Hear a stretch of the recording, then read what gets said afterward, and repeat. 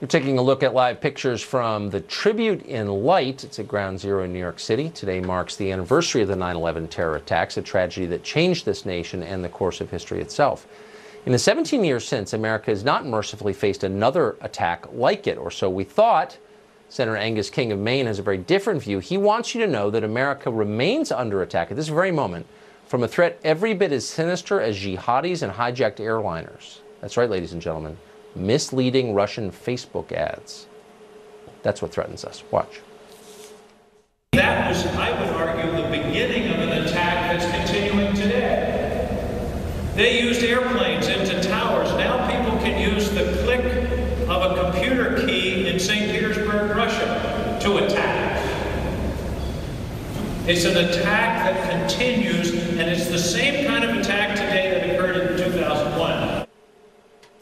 Well, it's hard to know how to respond to something like that. Only a person completely cut off from reality, someone who lives full-time in a tiny, airless world of fellow dumb people, could utter those words without turning red with shame. It's absurd, obviously.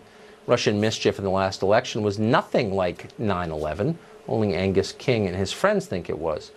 But it is worth thinking about what the real threats to America are after 17 years after the towers fell. Russia's not even in the top 10. Islamic extremism does seem mildly less threatening for the first time in a long time. Let's hope that remains true. But the real threats we face today may be from within. Leaders who hate the country they govern so much that they seek to make American citizenship irrelevant. Massive tech monopolies at war with our most basic constitutional rights and winning. A ruling class so selfish and greed-besotted they make the robber barons look like altruists. Permanent bureaucrats who wield more power than our elected representatives. These are real threats to our democracy. Most people who live in this country already know that because it's obvious. Maybe that's why they're yelling so loudly about Russia, so you won't think about it. But America's changed a lot in the past 17 years since 9/11. Britt Hume has been here the whole time. He's Fox's senior political analyst, and he's been tracking the changes to American culture and politics over that period. Britt, thanks a lot for coming on tonight. How do you think that it does seem like it's a very different country from the one before 9/11? How has it changed, do you think? Yeah, I think it is in some ways, and in some ways it is not. Certainly, when 9/11 happened, I'll bet you that you, like me, thought that this was just the beginning, that further such attacks were undoubtedly coming, and Lord knows how many in number. And we really haven't had that. And that is a testament to the success of the government, really, and us as a nation in hardening ourselves as a target and going after terrorists overseas and trying to knock them out where they live and where they start. And I think it was so successful, in fact, that life got back in terms of the political atmosphere, which was very unified, you may recall, in the aftermath of 9/11. It got back to normal pretty soon, and normal is not so good. We're a deeply divided nation, and people are flinging all kinds of wild things across the barricades at one another. I mean, for as sensible a man as Angus King, you said he came from a bubble somewhere. Well, Angus is from Maine, a state with which I believe you're familiar. He's normally been a pretty sensible guy. You and I may disagree with him on some issues, but he's not a wild man. But he was talking through his hat. I mean, that's just absurd what he was saying about the Russian attempted to hack the election as being the same as 2001. But he said it, we heard it. So this sort of thing is regrettable, and I think the divisions in the country, persisting as they have, worry me as much as anything else. Did you ever think, since you covered the Cold War for a long time and then the fall of the Soviet Union, did you ever think you would see public opinion polling showing that a huge percentage of young people prefer socialism to our system? No, I did not. And I think it is a regrettable commentary on our educational system. First of all, American history isn't taught in the way that it used to be. It is taught in a very different way today, and in some cases it's not taught at all. And American history and world history would bring students back in the day into a familiarity with the systems that have persisted or been tried through history, and those that have worked and those that have not. Socialism and its cousin communism have manifestly failed virtually everywhere they've been tried, and Venezuela being only the most recent conspicuous example.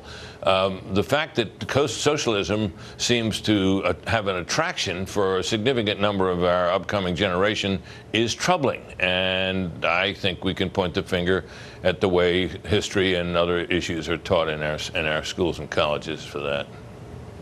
Think it'll pass? Well, I hope so. I got to say, Tucker, you know, I love you, but when you were talking about leaders who hate our country, I don't think there are any leaders out there who hate our country, except in foreign lands, perhaps. I think there are people who may have all the wrong ideas about how it should be governed, but I don't think they hate our country. And I don't really think it strengthens the case to say that they do. Oh, no.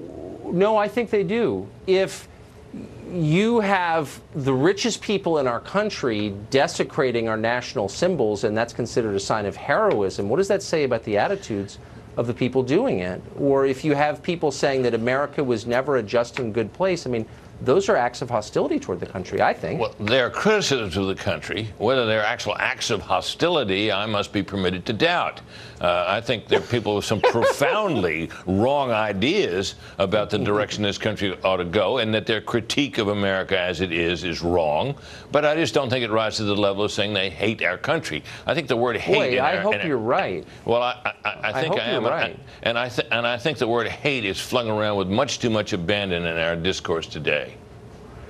If I hated a country, I would open its doors to anyone who wanted to come here and demand nothing in return. That's how I would act. So, I mean, maybe I'm just projecting. If I loved a country, I would treat it like I would treat my own house and its citizens like my own children. And I don't think they do that. Tucker, but maybe I'm reading too much. Look, I have a lot of agreement with you. I hope you're right. I have a lot of agreement with you on some issues regarding immigration, but I must say there are people who deeply love this country that think that it's been profoundly strengthened by the inflow of immigrants who have contributed so much, and they would argue continue to do so. So flinging the doors open, that's legitimate. But then I think that may be an unwise policy to have almost an open border strategy. But I don't think it means you hate the country to have that. It does when you say, and I have this experience all the time, where I say, well, if it makes the country better, just tell me how. And they say, America has no right to turn people down because of the sins we've committed in other countries. Well, this is punishment. I completely agree with you. That is utter nonsense. I think it's hatred. And I also would say, Tucker, in defense of what you've been saying about this question of how diversity is our strength, well, I think, you know, that is repeated constantly to the point of where it's kind of a cliche, and there's a lot of cant about it. And I think you were entirely within your rights to take that on and ask for people to make the case. Make the case. I think you should be allowed to ask questions. I agree. Not everyone does. Britt, great to see you. Thank you very much. Thanks, Tucker.